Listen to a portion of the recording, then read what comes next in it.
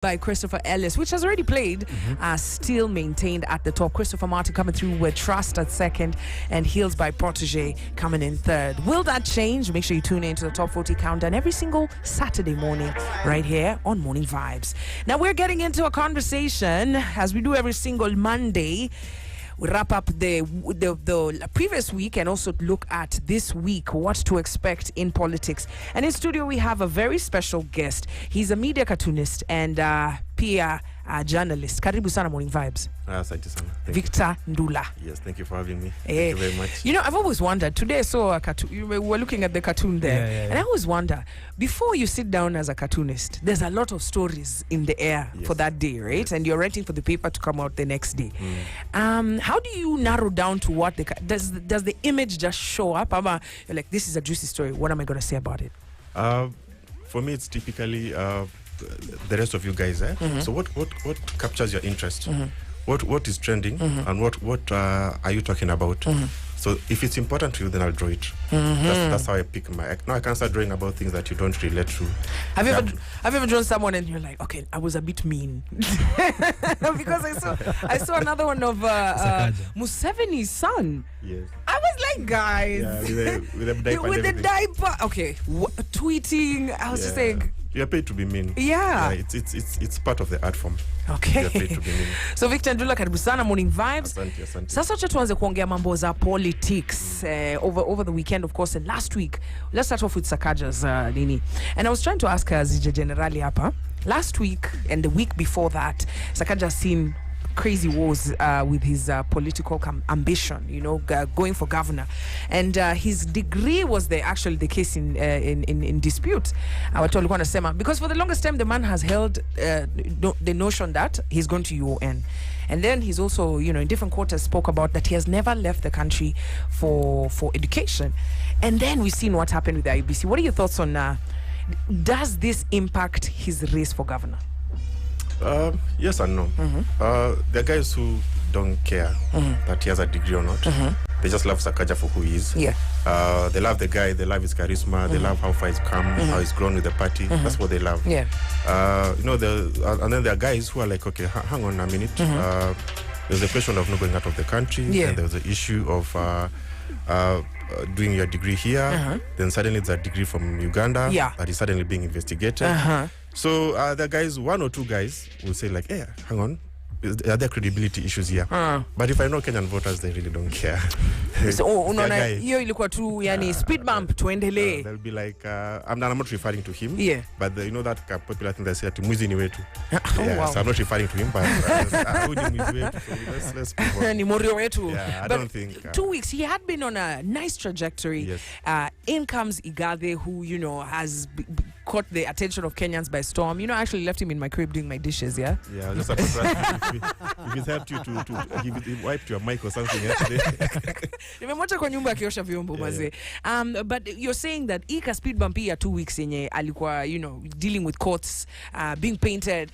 His name is all over newspapers. There's Cartoonist drawing him. You know, there's a conversation from Uganda where they're telling him, "Come, we want to investigate you." It was like, this wouldn't dent his campaign. But you know, there's a caveat that people are not paying attention to. If you listen to what IBC said, is they have no capacity to investigate those papers. So what are we saying? Are you saying that they just said we can't investigate? Yes. So let those who investigate. Even though tunasema. Even though tumesema. Kuna possibility, yeah. So guys will eventually or most likely ignore that. And they say he's been cleared. Yeah.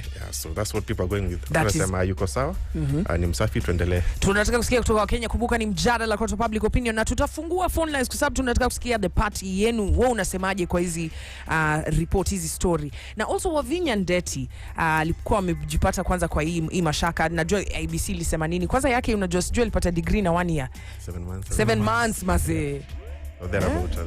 Mambo za degree za Kenya ni crazy. Ingine nilisikia diploma ni the equivalent of a degree. But tuendelee tu. Yes. Tuendelee.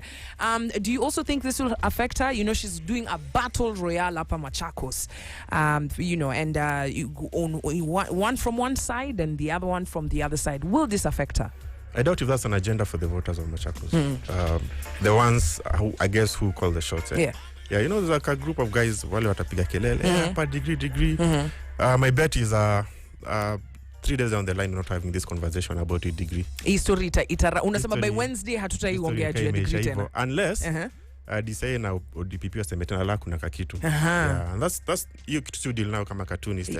Story ni moto leo dakika mbili. Kauji alafu kesho after 2 days imeisha. Na hiyo kwanga hivyo ni wa Kenya ndio kwanga na short memory ama unasema tu sasa ndafuatilia mika nani kawa home alienda akaleta paka classmates na hiyo kesi ameambiwa wewe home go home. All right, another issue that has definitely plagued Kenyans is history ya Jacaranda mazi. Jana, of course, I think we also Kenya kilifanyika huko Jacaranda. Kulikuwa unafaa kuwa na rally ya Kenya Kwanza ama UDA. Alafu kidogo vurugu hapa. Now tunasikia story ya Babu Owino allegedly alikuwa involved in this. What are your thoughts? In fact, mimi sikuwa najua bado kuna Wakenya wanafanya kuna time ya kutuba mawe, but what are your thoughts? But what you said is a good thing, if you compare maybe past elections, by this time tungekuwa mingi sana. By this time it was the elections. So kidogo unaona watu wanachia tabia mae tu unatupa saa ile yani unafika you wonder why people are doing that in this day and age. So for me when I saw what happened in Jacaranda, I said okay, it was bad. But at least we are making progress because I can assure this time mile was meant to be so some of guys wanasema hatuwezi travel, wengine wanahama but now kumetulia kiasi so when there's progress tunasema at least si kubaya sana. Na nani tuna hold accountable kwa sababu DP anasema or rather your team ya DP wanasema Inspector General, you know, if anything happens say to the DP, right, it's you we are holding accountable. Pia wanasema kwamba awasa wakina Babu Owino walikuja kuvuruga. Who should be held accountable? Because if you have booked the place and you're going to do a rally and then they ends up being chaos paka mapolisi wapo wanatupatia gas, who's to be held accountable? Actually the question should be nani utaamini nani? Because Babu Owino shared on social media what he said was a valid permit. The other guy said they also booked.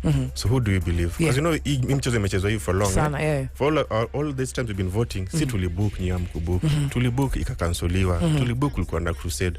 Such things but again, like I said, the positive thing, I'm a big optimist. The positive thing about all this is story unasikia mara moja. Sika kitambo. Kitambo ilikuwa umebook ile study. No, we are the ones who are there first.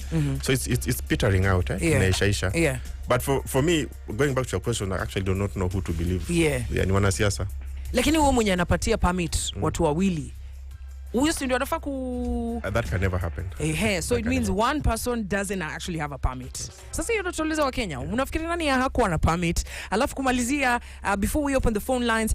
Now this one is an interesting one and we're going to finish with a question. Catholic bishops wamesema guys ignore Wajakoya and his bang manifesto. In fact wamesema let's pick sober leaders. Now they went even an extra step kusema guys, you have the opportunity to pick leaders when especially hawana corruption tainted. But in that same breath our former Chief Justice, if you can read the article, he also did an interview on I think to Standard KTN. Alafu anasema hakutakuwa hii next regime itakuwa different na hii mjipange tu. It's the same guys, it's just a change of name nini but it's status quo, so you have to hold them accountable. Tuanze na hiyo Wajakoya, what are your thoughts?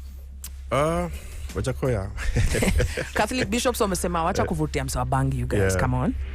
Well, you know, I wouldn't expect the church to say anything different. I guess hakuna vile atauza weed agenda kwa pulpit. Wanasema no, you can't vote for this guy. Though I'm certainly of the school of thought that you cannot write off Wajakoya. He's speaking to a particular constituency. Kuna mbogi fulani anaongelesha wanamsikiza sana because they are saying things that he's saying things that they want to hear. You know, that no one is talking about. So is he pandering? Anaambia wasi ile kitu yenye anataka kusikia ndio anajua hapa ndio sasa ndapenyea. I dare say so. He's a politician. He's smart. Aizi anza kuambia tu ati tukae kidogo tufikirie tufanye nini. No, he just tell them legalize, tukue na kamba hiyo kutoka hiyo weed to hemp, tunyonge watu corrupt.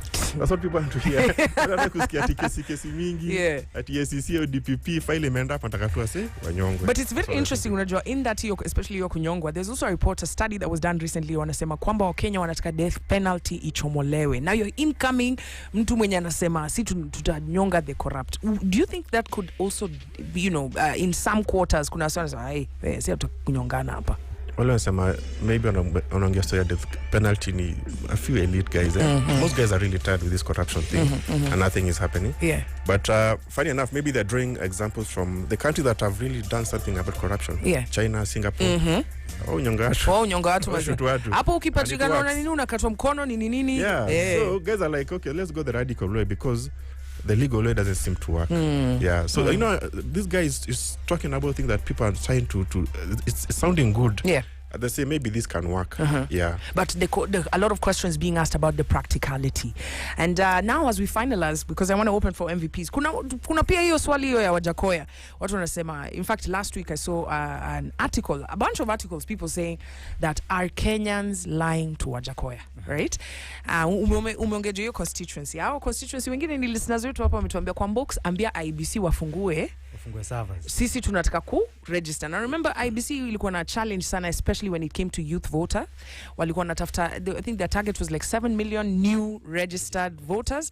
They did not even dent that number, right? They didn't even make a real impact. Now wakafunga nini?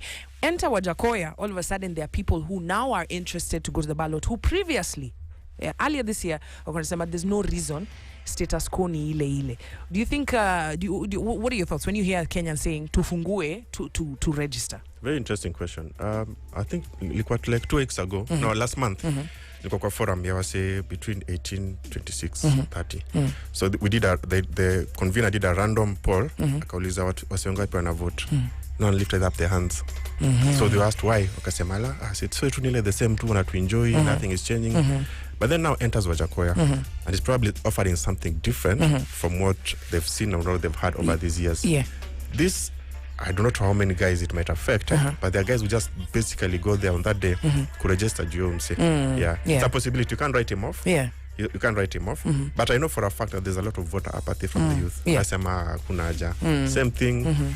Kondo ni wale wamevalia nini. So you can't wish the guy away. Yeah. All right. 25 minutes to 9 a.m. And now tumesikia from Victor. Those are his opinions. You have had my opinions. Now we want to hear your opinions. Unafikiri tunafaa kufungua IBC, wanafaa kufungua ndio watu wa register wengine, especially youth. Also unakubaliana na matamshi ya Catholic bishops wanasema kwamba msivotie hii story ya Bangi manifesto. Tumeuliza pia Sakaja hii time ya mapepa zake. Hiyo ita affect outlook, how people see him ama hiyo kampeni yake, na pia Wavinya. Alafu pia tunaweza ongea, you can also mention something about Jacaranda.